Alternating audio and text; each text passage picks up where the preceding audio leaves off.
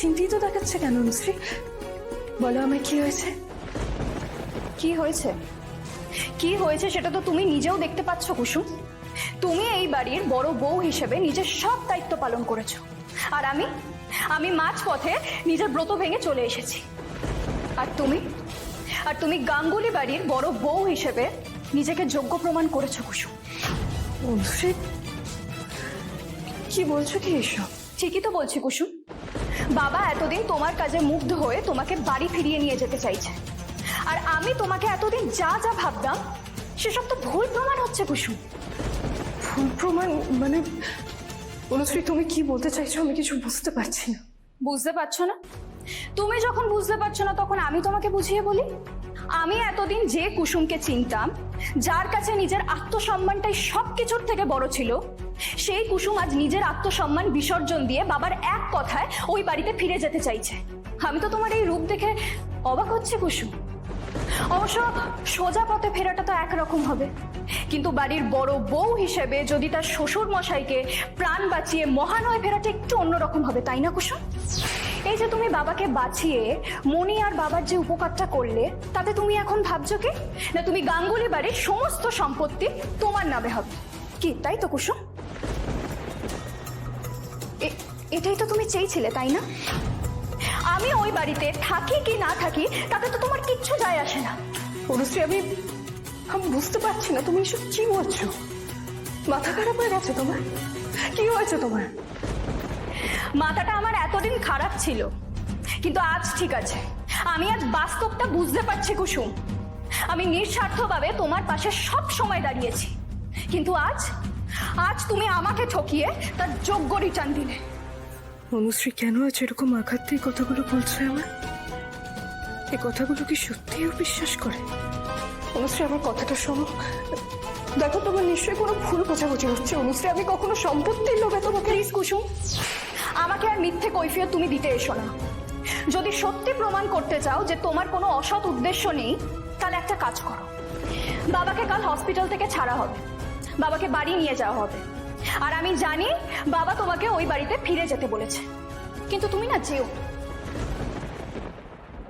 দেখো বাবার অপারেশন হয়েছে, অ্যানেস্থেশিয়ার ঘোরটা এখনো পুরোপুরি কাটেনি, তাই বাবা এই ঘোরে তোমাকে এই সমস্ত কথা বলেছে। আর তুমি না এই কথাগুলোর গুরুত্ব দিও না প্লিজ, তুমি ওই বাড়িতে ফিরো না। দেখো তোমরা দুজন যদি ওই বাড়িতে ফিরে যাও তাহলে বাবা হয়তো খুব ভালো থাকবে, কিন্তু একটা কথা মাথায় রেখো, মনি কোনো দিনও ভালো থাকবে না। কার জন্য এত গিফট রেডি করছো? এই গিফটগুলো নিশ্চয়ই আমার জন্য, সবকটা না হলেও একটা তো ডেফিনেটলি আমার জন্য, তাই না? হ্যাঁ দিদি, এত গিফট কার গো? আমি একটা খুলি প্লিজ। খুলবি না, এগুলো আমাদের কারণ নয়। আমাদের কারণ নয় মানে? তাহলে তোমার এত আপন কে আছে দিদি যাকে এরকম ভরে ভরে গিফট দিচ্ছ? ঈশান, কাল সকালে তোমরা দুজনে গিয়ে ওদের বাড়িতে গিয়ে গিফট গুলো দিয়ে আসবে, মানে সবগুলো দিয়ে আসবে। ওদের মানে? কাদের কথা বলছো তুমি? যাদের নাম এ বাড়িতে নেওয়া বারণ। মানে তুমি এই সব গিফট আয়ুষ আর কুসুমের জন্য পাঠাচ্ছ? নাম না নেওয়ার অর্থ বোধহয় বুঝিস না, না? বারে, আমি ওদের নামও নিতে পারবো না, আর এদিকে তুমি ওদের ভরে ভরে গিফট পাঠাবে? এটা কেমন কথা? হ্যাঁ পাঠাবো, পাঠাবো। তার কারণ ইন্দ্রাণী গাঙ্গুলি কারোর রিং রাখে না।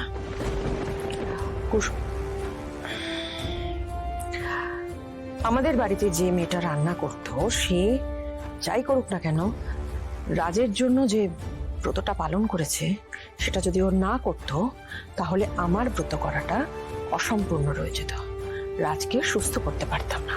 তাই ওর ঋণ শোধ করছি আমি এইসব গিফট দিয়ে। ওর জায়গায় যদি সম্পূর্ণ অচেনা কেউ এই কাজটা করতো তাহলে তার ঋণ আমি এভাবেই শোধ করতাম। তার মানে জাদুঘর সম্পূর্ণ অচেনা কারোর থেকে বেশি কিছু নয়, তাই তো? হ্যাঁ তাই। আর কথা বাড়িও না, সকালবেলায় গিয়ে দিয়ে আসবে।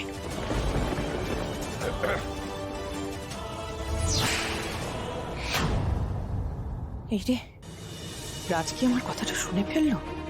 হাসপাতাল থেকে ফেরার সময় কিছু বলেনি যদিও, কিন্তু আবার যদি আয়ুষ আর কুসুমকে বাড়ি ফেরাবার কথা তোলে, কি করবো তখন?